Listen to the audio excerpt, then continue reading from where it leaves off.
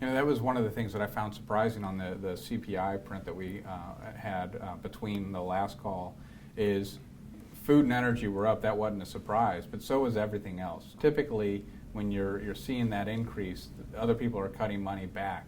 So that's just once again showing that there's really a monetary effect on this inflation because people are able to spend on all the baskets. So that means there was additional money that was in there, which continuing to talk about the Federal Reserve, how they do all this. They have all these tools, but at the end of the day, what they're doing is managing the money supply.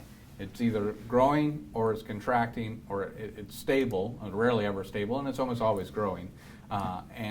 We've been watching that, and I've been concerned because that's the green line. It was at a pretty sharp slope to the point where I was concerned by this point we would be a negative number, meaning that the money supply would be contracting. And we got close to that. We still are fairly close. We're just under 2%.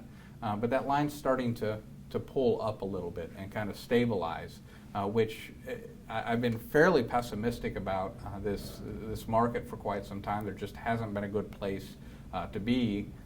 You had commodities that you could go there. Well, if you haven't been paying attention, lumber, which skyrocketed, is already down 50% from its high.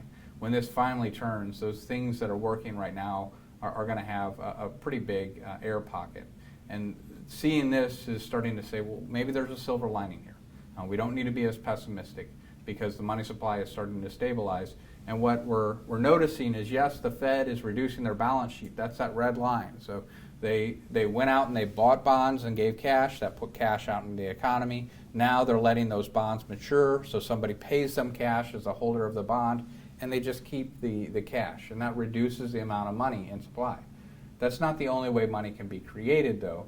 And though it's had a slowdown in the money supply, we're also starting to see consumer loans pick up. And there's a lot of cash on banks. And we've seen this inflation, and companies are looking to borrow and be able to buy things ahead of time.